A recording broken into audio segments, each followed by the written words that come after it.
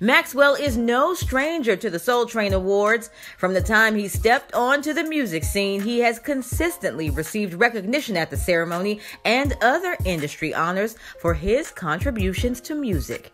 In 1997, the singer-songwriter-producer walked away with 3 trophies, including Best New Artist, Best R&B Soul Single Male, and Best R&B Soul Album, thanks to his trailblazing debut effort, Urban Hang Suite, marking one hell of a start for the Brooklyn native. Congratulations on your Soul Train nominations, and he walked home with the 3 wins. Give it up! And so let me ask you, how shocked were you? I was blown away. I just didn't expect it because I just thought in the back of my mind, people were just like, who is this kid with the big hair? You know, what is all this about? So I just kind of thought I was just going to, you know, float through the show, and I just want to thank everybody for, you know, giving me that Look shot. at the camera and say thank you. Thank y'all for giving me that shot. He thanks you 3 times. 1, 2, 3. And thank y'all too, for real. I was really into early 80s soul. Brian Ferry was I just think he just had a way of making this, like, the sexiest funk. It was like, it was funky, but it had a tie. You know, Brother Maxwell was kind of a nerd in high school. Yeah, straight up, yo. That's true, right? Oh yeah, definitely. Toe up from the flow up. Definitely. Really? What do you mean nerd? Were you like the book nerd, or you just... I was just like on my own thing, you know, and folks was just busting on me on the regular, but it's cool though. How do you feel about Prince's passing? Oh, I mean, there are no words. Everything that I am and everything that I do is because he was alive. He was probably one of the biggest influences in my life, not only because of his courage, but because of how free he was and how many people loved him. And I mean, right now the emotions just come, so it's still not even like registering that he's not around anymore for me. Which one was your favorite song? Like, there must be one that you're like, oh my God. There's a lot. I mean, I know songs that people haven't heard that I love from him. So for me, it's everything. It's all of his music. It's everything. It's everything. C'est bon, j'ai lancé. La musique ne vient pas. Si je vais mettre ça, je mets ça devant, derrière. Donc, aujourd'hui, on va parler d'un album qu'on a beaucoup suivi. On a énormément suivi cet album-là, surtout dans la période de 2007-2008. Parce que c'est pas 2009 même. En 2007, c'est à la période où il était revenu. Ah ouais, c'est 2009 il revient. Mais il sort le single en 2008. Pretty Wings, c'est ça en 2008. Fin 2008. Là, 2008, c'est 2008-2009. Dans ma tête, c'est 2008-2009. Oui, donc là, on va parler de Maxwell. On va parler de Maxwell et on va surtout parler de... Oui, on va parler exclusivement de cet album-là. Donc, on va essayer de détailler la genèse, parler de la conception. Comment ça s'est créé. Oui, on va expliquer vraiment cet album-là. Donc, on va faire comme d'habitude. Hein. Je te parle d'abord du background. Donc, tu veux présenter un peu qui est Maxwell comme... En gros, seulement là, après je vais présenter franchement quoi, Maxwell, qu'est-ce qu'il y a? C'est tellement obvious que... Oui, toi, vas-y, commence. Je vais directement. Donc, en fait, Maxwell, il est né au début des années 70 à New York. 73. Il est en 73, lui, à New York. Et il est né d'une mère haïtienne et d'un père portoricain. Mais il va juste être élevé par sa mère. Parce que son père va décéder quand il avait 3 ans, d'un crash aérien. Donc je pense que même le fait qu'il ait été uniquement élevé par sa mère, ça va influencer toute sa carrière, tout ce qui va se passer après avec lui.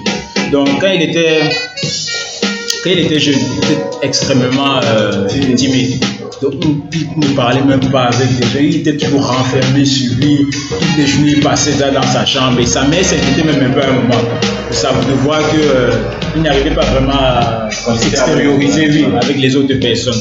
Donc ce qui va se passer un jour, on avance avant son 14e ou 15e anniversaire, un de ses amis va lui offrir un synthé, un ancien synthé qu'il avait fait, il va lui offrir ça je crois pour son anniversaire.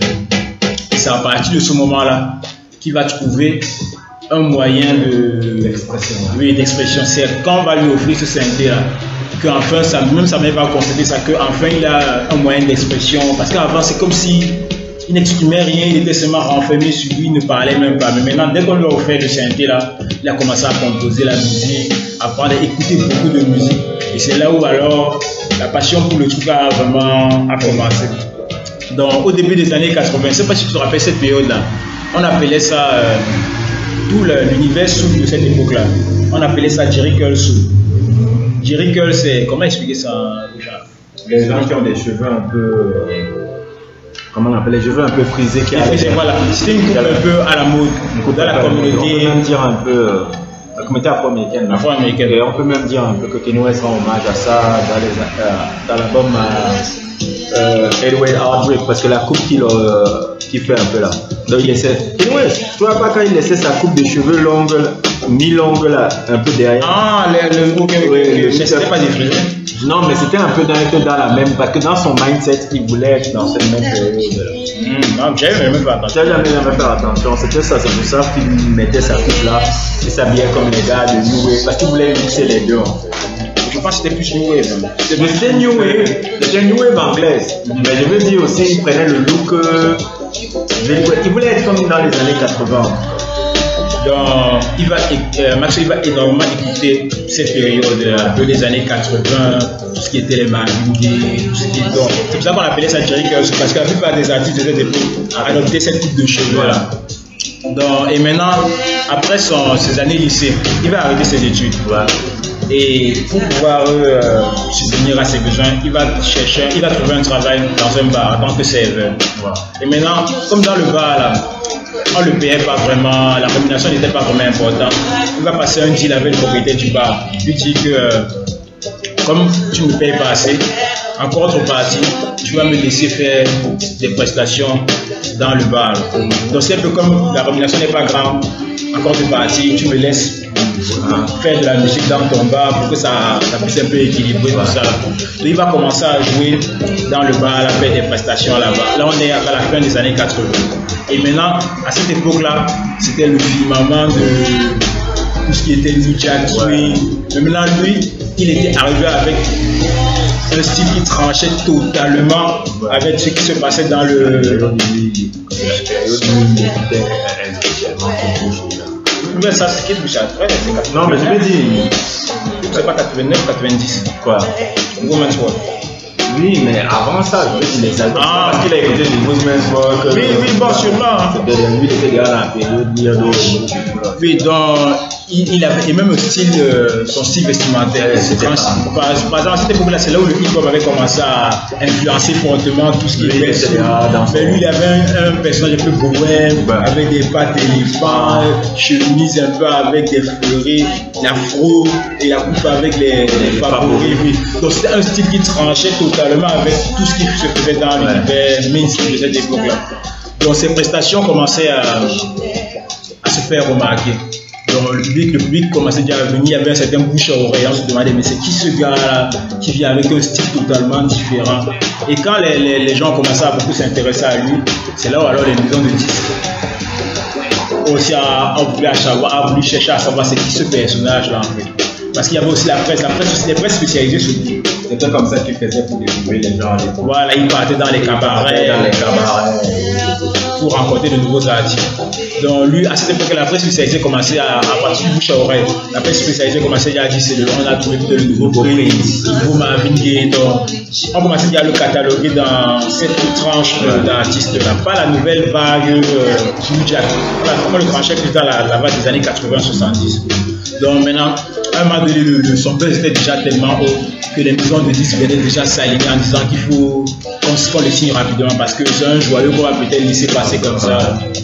Donc c'est Columbia, la maison de disques Columbia qui va remporter la mise, qui va le signer. Là, ils vont le signer, on est début des années 90, 92, 93. Donc maintenant, on va maintenant commencer à parler un peu, se rapprocher de l'album. Maintenant, quand ils vont le signer, Maxwell, dès le départ, il va leur dire je veux avoir une totale liberté artistique dans la réalisation de l'album. Donc, faire l'album tout seul, je veux avoir totale liberté artistique. Maintenant, ce qui va se passer, c'est que Columbia va se dire, on ne peut pas te laisser la liberté artistique comme ça dès le départ. Non seulement tu es un nouvel artiste, en plus de ça, ton style tranche avec tout ce qui se fait actuellement dans l'industrie. Et tu veux encore qu'on te laisse une totale liberté. Ça, c'est parti dans le flou. Oui, dans le flou. Et en plus de ça, j'aime oublier, quand Columbia va le signer, Columbia n'avait pas une véritable vision de la manière dont il allait le développer. Ils ne savaient même pas comment le développer. Ils se sont juste dit, il vaut mieux le signer maintenant plutôt que de... Et après on verra ce qu'on va faire de lui. Comme son buzz est, on la signons-le maintenant et après on verra, on va faire ça. Voilà, c'est ça qu'ils avaient en tête. Donc quand il va leur dire ça, la maison ne sera pas d'accord de lui laisser une totale liberté. Ils vont lui dire, bon, on va te permettre d'avoir une liberté créative, mais on va t'assigner plusieurs musiciens réputés de l'époque. Pour que tu ne sois, pour qu'ils aient quand même une certaine garantie de... Ils ne se disent pas qu'on va te laisser faire tout ce que tu veux directement comme ça là. Donc ce qui va se passer alors maintenant, on va lui assigner des musiciens qui étaient très reconnus dans le milieu. Par exemple, le premier musicien qu'on va le présenter, son nom c'est Stuart Matthewman. Stuart Matthewman, c'est un musicien de Shadé. Le groupe Shadé, tout le monde doit connaître Shadé, et des compagnies là. Donc, quand il y a une anecdote par rapport à quand on va lui présenter Maxwell. En fait, Stuart Matthewman là, les gars de Columbia sont venus avec, parce que Maxwell avait déjà plus de 400, 300 démos avec lui quand il a signé. Il avait déjà beaucoup de travaux qui étaient déjà presque prêts. Donc maintenant, quand on va présenter une chanson à Stuart, une démo à Stuart Matthewman, c'est un titre de Capstone là qui est la première chanson qu'on va présenter à Stuart Matthewman. Quand Stuart Matthewman va écouter ça, il va se mettre à rire. Il va dire, mais qu'est-ce que vous voulez que j'apporte à ce gars-là? Ça, c'est même plus un bijou qui est brut, c'est même plus un diamant brut ça. Le travail est déjà poli, je vois pas ce que je vais lui apporter. Donc au départ il va me refuser parce qu'il va dire je n'ai rien à apporter à ce qu'il va dire au départ. Mais après, il va le convaincre en disant que c'est vrai que son travail est déjà presque accompli, mais comme il a déjà une certaine expérience du milieu, sûrement il va lui apporter quelque chose dans la conception de l'album. Donc Stuart Matthewman va accepter de venir travailler dans l'album. Il y aura aussi un autre, Leon Ware. Je ne sais pas si tu le vois. Leon Ware. Oui, Leon Ware. W-A-R. Je vois souvent ce nom dans les crédits de plein de gens.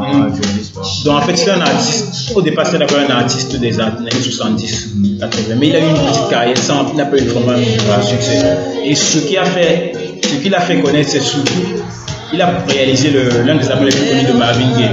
C'est voilà, I Want You. Je crois que c'est l'album où il y a I Want You, l'album où on voit la cover, c'est des gens qui sont en train de danser. Ouais, la cover que le groupe de rap a refait. Voilà, c'est ça, c'est cet album-là. Lil B a refait aussi là. C'est cet album-là que c'est Leon Ware qui va pour réaliser tout cet album-là. Il va réaliser aussi plusieurs albums de la Motown de cette époque-là. Donc il y avait Stuart Matthewman, Leon Ware, on l'a aussi amené plusieurs autres guitaristes. Et il y a avec l'un d'entre eux que la chimie va être complète entre lui et Maxwell. Jusqu'à ce gars-là va le suivre pendant toute sa discographie. Ça veut dire qu'il réalise tous ses albums. Son nom c'est Hot David. C'est surtout un guitariste. Donc, quand on va assembler ce roster de musiciens avec Maxwell, c'est là où ils vont commencer alors à réaliser l'album. Il faut savoir que Maxwell c'est pas un musicien virtuose. Oui. Il sait jouer des instruments. Non, mais c'est plus un gars d'intuition. Oui, donc en fait, ce qui se passe, c'est qu'il sait jouer du piano, de la guitare, mais de façon basique. Ouais. Et maintenant, ce qui se passait pendant la réalisation, certains fois, il commençait des accords de piano. Et après, les autres musiciens, voilà, c'est comme ça que tu dois jouer ça. Je vois, c'est cette manière que tu dois jouer tel accord. Donc, il jouait les bases d'abord, les squelettes des chansons. Fait comme un peu JK. Le gars de Jamiroquai. Non, mais JK, lui, c'est carrément pas un musicien. C'est pas un musicien, mais Max, au moins, il sait jouer. Un peu, mais c'est un peu le truc qu'il faisait, genre. JK de Jamiroquai. JK, c'est le leader de Jamiroquai, le leader vocaliste de Jamiroquai, et généralement, il fait 1, 2, 3 notes. Il montrait à Stuart Zender, qui était le bassiste du groupe, et c'est lui qui enrichissait la musique autour et autres avec les autres musiciens. C'est comme ça que ça se passe. C'est une technique qui est beaucoup utilisée par beaucoup de gars. C'est comme ça que ça se passe. Donc, ce qui va se passer, maintenant, quand ils vont débuter la conception de l'album, Maxwell va directement leur dire que lui, il a un concept qu'il a envie de développer par rapport à cet album. En fait, ce qu'il avait envie de faire, c'était c'était comme un album basé sur un concept de raconter l'histoire, de cycle de vie d'une histoire d'amour. C'est ça qu'il avait en tête comme concept en fait. Et maintenant, suivre toutes les étapes que suivent, entre guillemets, une histoire d'amour. Donc, ils vont commencer à travailler sur l'album à partir de 94. Et ça va leur prendre une année et demie pour finaliser l'album. Maintenant, quand l'album va être terminé, quand ils vont terminer l'album, maintenant, ils vont présenter le projet à Columbia. Plusieurs problèmes vont se présenter quand on va leur présenter ce projet final. Donc, ce qui va se passer maintenant, déjà, Columbia va se dire, je t'ai dit, comme au départ, comme au départ, ils ne savaient pas vraiment comment développer Maxwell. Quand on va leur présenter leur projet final, alors ils vont se dire, vous voulez nous emmener dans le flou total. Comment ils ne savaient pas comment marketer ce produit-là, parce que là, on était déjà en 95, 87, c'est le R&B, le hip-hop.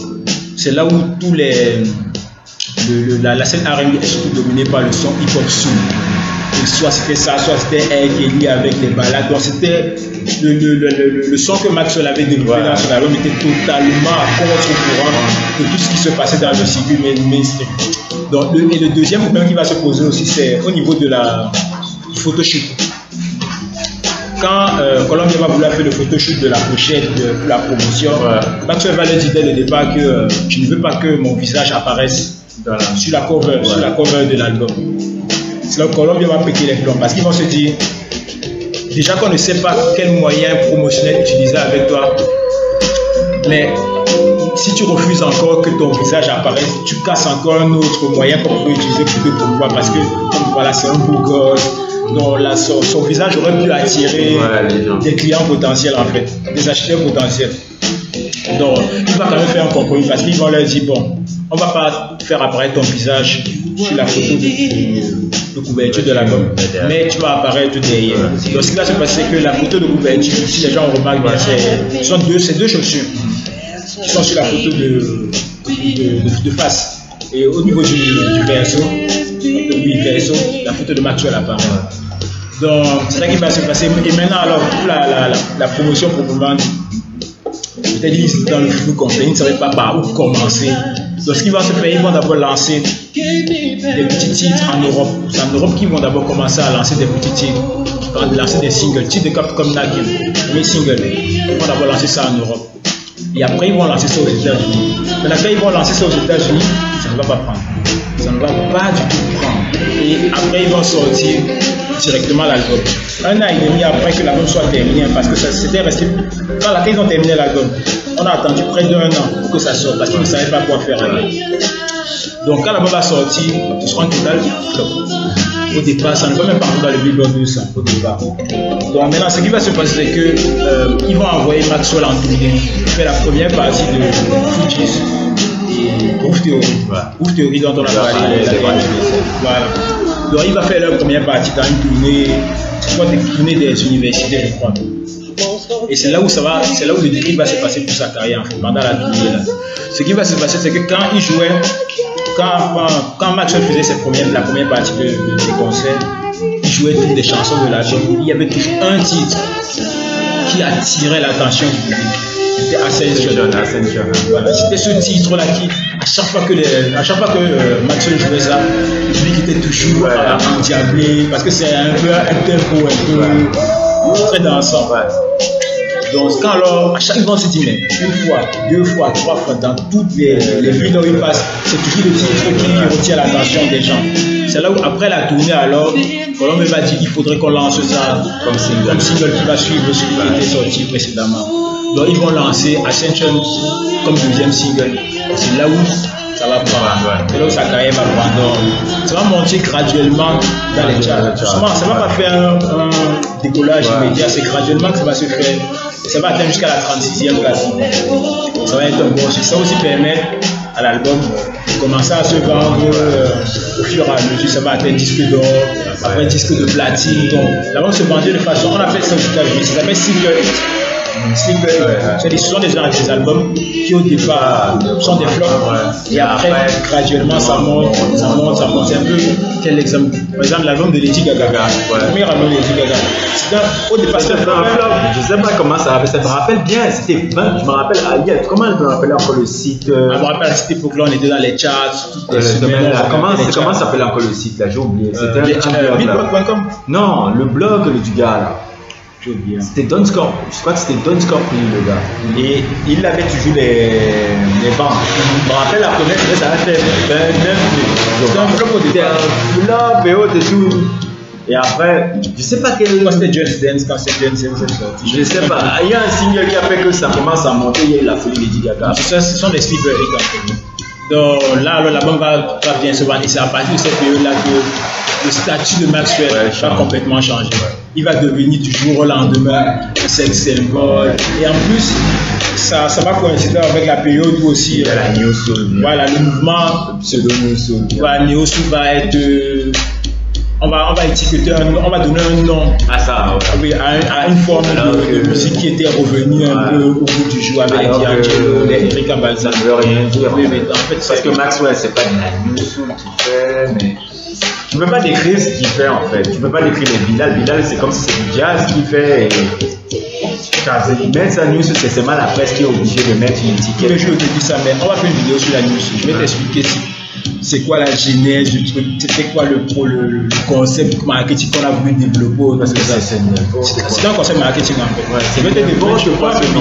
Parce que quand tu écoutes la musique des gars, c'est différent, c'est même pas la même chose. Vous savez que c'est quoi ce nom que vous l'avez donné à ce truc? Tout, même le rythme, sa musique est différente de ce que Maxwell fait, c'est pas la même chose. Ce que Maxwell fait, c'est parce que Bilal, c'est comme si c'était Farway Sanders que tu écoutais à une certaine mesure, tu vois un peu.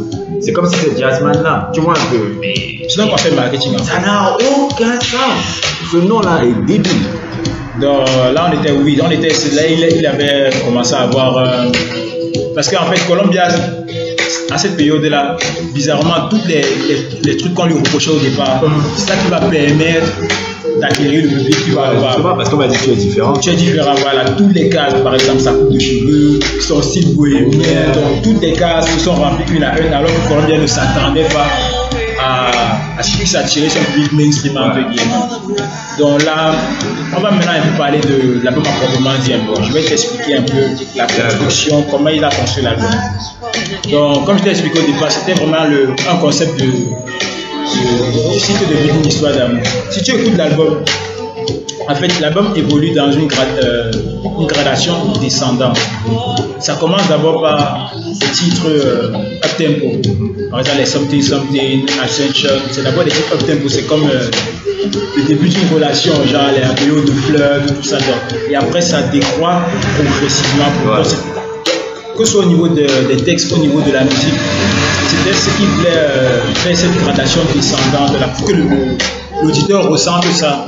Voilà. Ça, il écoute l'album en fait. C'est pour ça que ça évolue de cette manière-là. Donc, par exemple, il y a un titre, le titre Whenever, Wherever, le titre acoustique là. C'est quoi? C'est même l'un des titres à l'époque qui passait tout le temps. C'est même quoi? Je crois que c'est là où on a connu Maxwell à l'époque. Il avait le clip. Le clip là, il a le pull de rose. Je pense que ça passait tout le temps à la télé. Moi, c'est là où je me rappelle comment ça s'appelait. Il y avait cette émission là, Blabla Groove avec comment il s'appelle? China Moses et autres et tout là. C'est là où j'ai découvert Maxwell en fait, parce que c'est dans cette émission là, elle avait placé. C'est la première fois que je voyais Maxwell et je crois que c'était Whenever, Never. Mais je vais te parler d'une petite anecdote par rapport à cette chanson là. En fait, là, c'était Stuart Matthewman. Ils étaient en studio et Stuart Matthewman s'est mis à composer une rythmique de guitare. Et maintenant, Maxwell alors va lui dire ce que tu es en train de commencer là. J'aime bien ce que tu es en train de commencer là. On peut développer quelque chose par rapport à ça. Donc, ils ont fait le titre. Je vais te montrer par rapport au fait que Columbia s'intéressait vraiment à ce que Maxwell faisait. Ils ont fini le titre.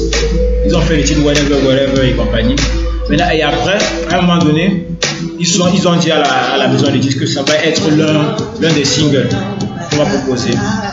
Maintenant, un des membres du staff, quand ils étaient en train de faire la finalisation de l'album, dans les mix, il est venu en studio et il a écouté Whenever, Wherever quand ça passait. Maintenant, à un moment donné, il leur dit ah, mais c'est la chanson là, c'est bien, hein. Vous êtes à quel niveau au niveau de la chanson? Donc, en fait, lui, il pensait que à un moment donné, il y aurait soit des drums, soit des trucs. Donc, il ne savait même pas que la chanson était déjà terminée. C'était même déjà un single qui allait sortir prochainement. Mais les gars, Maxwell et Stuart, Mathieu va se regarder, il va dire, mais celui-là, il sort d'où, il n'est même pas au courant que le truc est déjà, la chanson est déjà terminée depuis longtemps. On est en train de faire juste le mix. C'est un single qu'on va sortir prochainement. Donc, les gars n'étaient même pas au courant de l'évolution de l'album, du truc en fait. Donc ils étaient seulement là parce qu'ils ne savaient vraiment pas. Ils disaient, mais toi, on ne sait pas quoi on va faire. C'est ça en fait, ils ne s'intéressaient pas. On sait seulement qu'il faut qu'on te prenne tout. Oui, c'est ça en fait. Il faut qu'on te prenne tout. On ne sait pas. Il y a quelque chose qu'on ne sait jamais. Je ne veux pas qu'on passe à côté. Jamais. Je ne sais pas on peut passer à côté. Je ne veux pas passer à côté de ce que je vois. Tu vois, je sais exactement. C'est même un peu ce que j'ai en train de dire. Donc c'est ça en fait. Donc ils ne savaient vraiment pas quoi faire avec lui. Donc, et je vais te parler de la fin en fait, parce que la fin est très étrange et ça donne lieu à plusieurs interprétations. J'ai écouté cet album depuis plusieurs années. C'est depuis 10 ans que je l'écoute ça. Oui, mais maintenant, c'est après plusieurs écoutes que j'ai eu d'autres interprétations par rapport à mes écoutes initiales. Parce qu'en fait, la fin de l'album, je vais un peu t'expliquer comment ça se passe. Donc ce qui se passe, c'est qu'à un moment donné, dans l'album, Maxwell se sépare de sa compagne dans l'album. C'est ça la chronologie de l'album. Et maintenant, les deux dernières chansons, le titre c'est Réunion et Sweet Lady. Donc Réunion, en fait, après la séparation, c'est comme si il envisage de se réconcilier avec la personne et ça aboutit sur une demande de mariage. C'est ça la fin de l'album. Maintenant, moi, après, au départ, je me disais que voilà, l'album se termine. Il demande à sa compagne en mariage et tout se finit bien. Mais en fait, après avoir plusieurs fois écouté le truc, je me dis, en fait, c'est pas comme ça que ça se termine. En fait, ce qui se passe, c'est que quand il se sépare de sa compagne, ça c'est Type de Coach, c'est la première chanson qu'il a composée. En fait, c'est plutôt ce son-là que tu as connu dans Blabla Groove, en fait. C'est ça, dans Blabla Groove. Donc, en fait, ce que j'ai compris bien après, c'est qu'en fait, quand il se sépare de sa compagne là, les deux derniers titres, Réunion et Sweet Lady, c'est en fait, on est dans son imagination. Ah, d'accord. Donc en fait, c'est comme si il essaie d'expliquer sa vision idyllique de la relation homme et femme. Parce que ce qui me fait dire ça, c'est parce que déjà l'album évolue en comment on appelle ça, en progression descendante. Donc forcément, quand on arrive au moment de la séparation, ça ne va pas encore repartir. Tu vois ce que je tiens en train d'expliquer, ça ne va pas encore repartir vers la gradation. Voilà. Et en plus de ça, après la fin de l'album, il y a ce qui clôture l'album, c'est une instrumentale. Une instrumentale, et après tu as 6 minutes de silence. Un peu comme s'il nous disait, maintenant c'est à vous d'imaginer le truc. Tu vois, donc c'est comme s'il laisse la porte ouverte à que chaque auditeur puisse maintenant faire sa propre interprétation de la fin. C'est plusieurs années après que j'ai développé cette interprétation. C'est une interprétation comme il c'est pour ça que je dis. C'est fait exprès quoi. C'est fait exprès. Parce que après, c'est 6 minutes. Pendant 6 minutes, tu n'entends plus rien. Et après, ce qui clôture l'album, c'est l'instrumental de titre Cops comme pendant 1 minute. Un peu comme dans un film où il y a les crédits qui montent. Voilà, c'est cette impression que ça donne en fait. Et on te laisse un peu une perspective. Tu vois comment un album c'est fait comme un film. Surtout cet album-là, c'est vraiment fait. En fait, c'est fait comme. C'est vrai que je ne suis pas trop filmé. C'est un peu fait comme une tragédie romantique. Ouais. C'est un peu comme ça a été réalisé, conceptualisé comme ça là. Ou à la fin, ce n'est pas une fin heureuse, ce n'est pas une fin malheureuse. Et on te laisse. Un peu comme les fins, un peu comme un peu. Je sais pas. Non, je ne veux pas prendre cet exemple. Tu l'as dit quoi? Tu vois, la fin de. Il y a ce film là que j'aime beaucoup là, de Dustin Hoffman là, de Graduate. Le lauréat en français. Tu vois, un peu. La fin, un peu, c'est le couple. Tu vois, il parle avec la fille, et autres et tout. On se dit que c'est une fin heureuse parce qu'il a récupéré la fille, il a attrapé le mariage qu'elle devait faire avec le compagnon avec. Et ils sont dans le bus. Tu vois, dans le bus, tu te dis, dans le but, tu te dis, ah, c'est la fin heureuse, quoi. Mais quand tu les regardes, tu sens, ils ne savent pas là où ils vont, on ne sait même pas si c'est tout un peu, c'est laissé à l'interprétation en fait du spectateur. C'est la même impression que ça m'a fait, mais c'est bien après. Au départ, je n'avais pas cette impression. C'est après avoir plusieurs fois écouté. Surtout écouter, j'ai aussi lu ses interviews.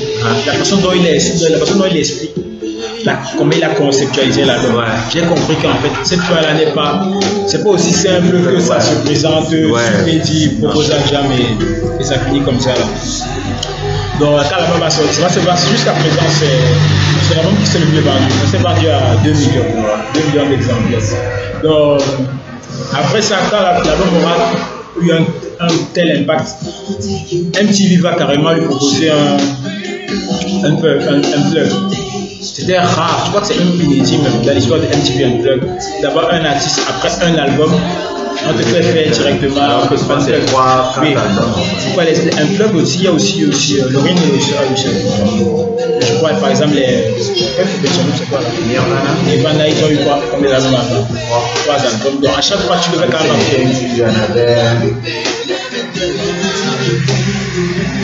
en tout cas, c'est pas un seul. En tout cas, c'est pas un seul. Non, ils en avaient 2. Des sliders. Ouais, non, 3. Des sliders de la musique. Donc, ça, c'était inédit à l'époque que, après un album, on te fasse directement faire un MTV Unplugged. C'est même le MTV Unplugged encore qui est encore. Parce que le MTV Unplugged. Oui, les lives là, oui. Ce que je veux faire, c'est que. Je ne veux pas qu'on parle de Maxwell, de la seconde partie. Comme c'est un artiste que j'ai vraiment beaucoup étudié. Il y a beaucoup d'étapes dans sa carrière, beaucoup de choses, mais il ne faut pas que le truc soit aussi trop long, tu ne vas pas s'étaler sur tout. C'est pour ça que j'ai préféré qu'on se concentre. Si tu fais un autre jour, tu vas revenir. Oui, une autre vidéo, on va parler parce qu'il y a beaucoup il y a eu beaucoup d'anecdotes par rapport à sa vie, par rapport à sa carrière. Donc, on pourra faire d'autres vidéos pour parler. Dans Soudine, comme ça, là, on fait des. On appelle ça des interviews. Oui, voilà. On avait parlé de Ben Hill, maintenant on va parler de. Donc, c'était ça en gros pour l'album de Maxwell. C'est bon. Oui, je demande là. Est-ce que c'est terminé? Non, c'est pas fini. Tu voulais dire quoi? C'était par rapport à Maxwell. Non, mais c'est après. On va pas dire ça. Coupe là. Tout le monde.